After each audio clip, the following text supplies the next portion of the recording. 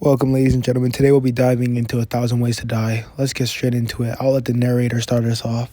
Ralph was a simple guy who lived by a set of rules he called the Book of Ralph. Number one rule, don't bother Ralph when he's watching A-Team reruns. I pay the fool. His ditzy neighbor's new dog was getting under Ralph's collar. Oh, hi, Dexter. How are you? Mind shutting up your dog? Oh, he's just a dog. You know dogs.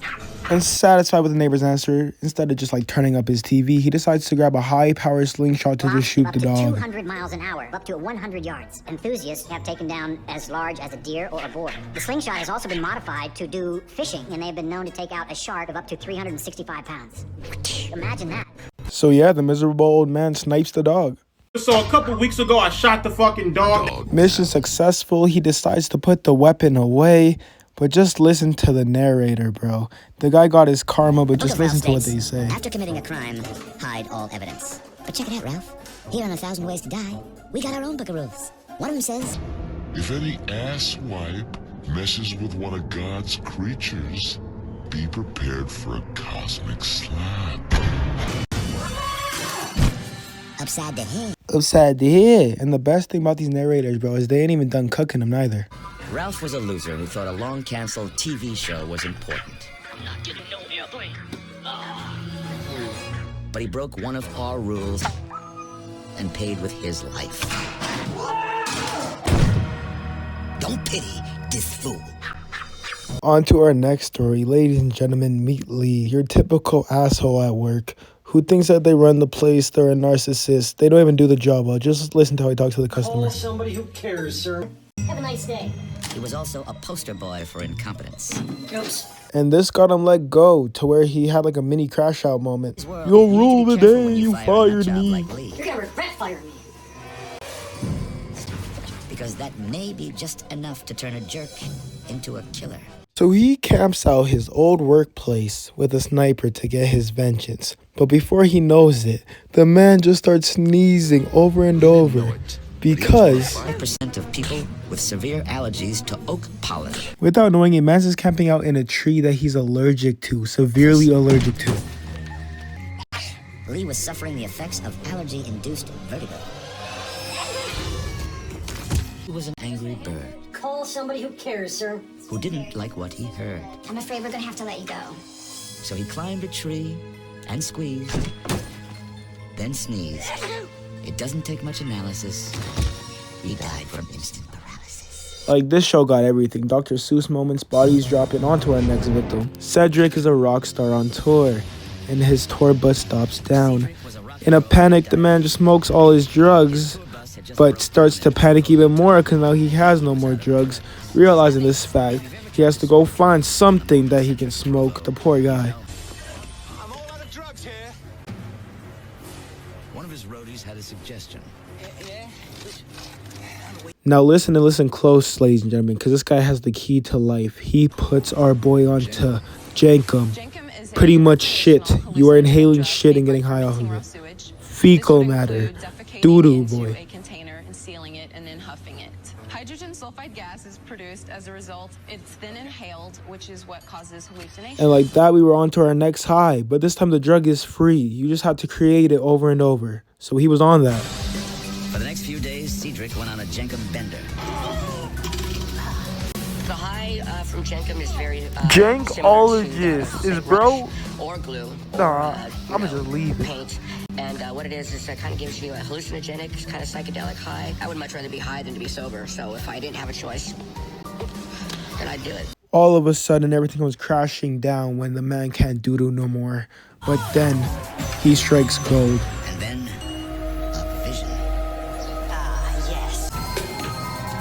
The tank full of fudge sludge was sending him into Jenkins' nirvana. One more hit, and he would become one with number two. The cloud of ass gas was too much.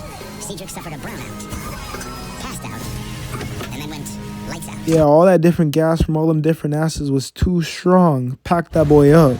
Get him out of here, coach. In the 1970s, Soviet Russia didn't have rock stars.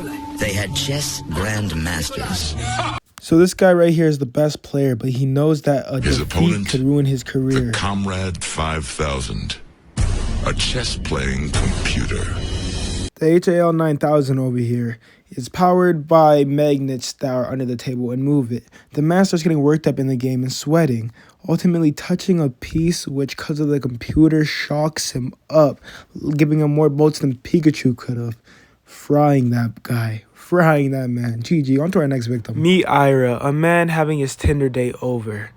But I don't know why on God's green earth that he did this, since he's a complete and utter germaphobe and can't handle anything with any human ever because it all leads to germs.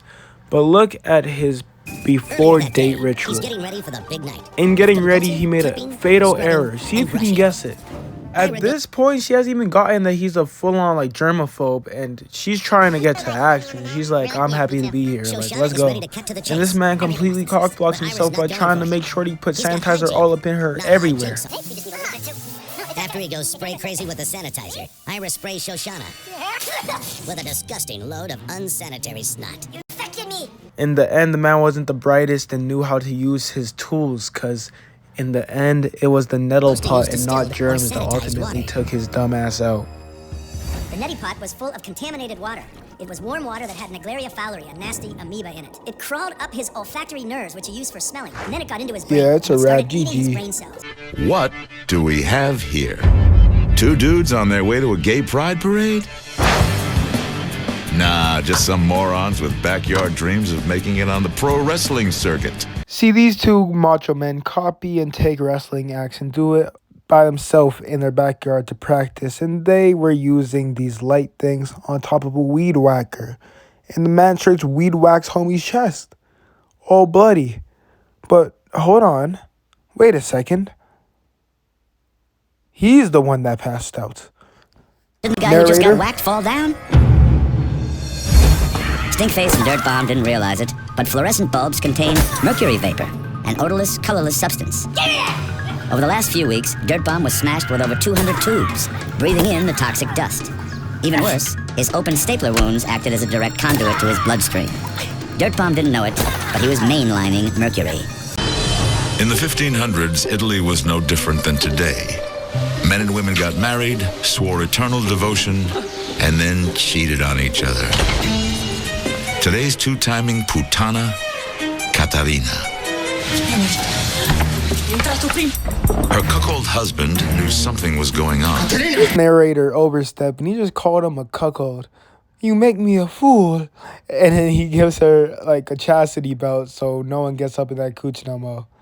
So now when the sideman comes through, she's like, no, it's impossible. He's like, lady, where there's a cooch, there's a way. And then he just starts trying to shove a knife into it.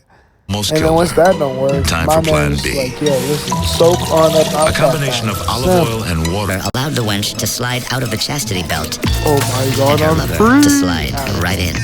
The cheaters went at it like conigli. Caterina, guarda, sono ritornato. But when her horny hubby came back, Allora, non sei felice di vedermi? he discovered Catarina was a little rusty. Well, there you have it, folks. This two-timing sket died from tetanus in the 1st century. Like, that's crazy. For the most part, I've just been completely ignoring the people explaining shit because they're explaining, like, the simplest stuff. Like, explaining why a car crash breaks your rib. It's like, man, shut up. But I'm going to let this one play because this woman has orgasms from the simplest stuff. And I just let a female explain it. Non-sexual can trigger intrusive, unwanted stimulation of the clitoris. Some women actually carry an ice pack with them to relieve the 8,000 nerve fibers that the clitoris has.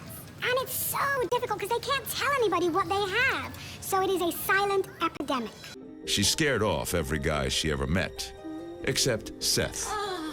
This loser got a lot of sick pleasure by constantly pushing her O button. You are awesome! One of his favorite tricks, secretly setting her cell phone on vibrate. The thing with Seth, he never knew when to stop. Oh, and was the narrator right when he said this degenerate doesn't know when to stop because he paid the ultimate price? It sent Lucy straight into the ozone, and she sent Seth on a skull-cracking trip to the dead. Rip Bozo. You better like and subscribe. I'll catch you guys in the next one. Peace.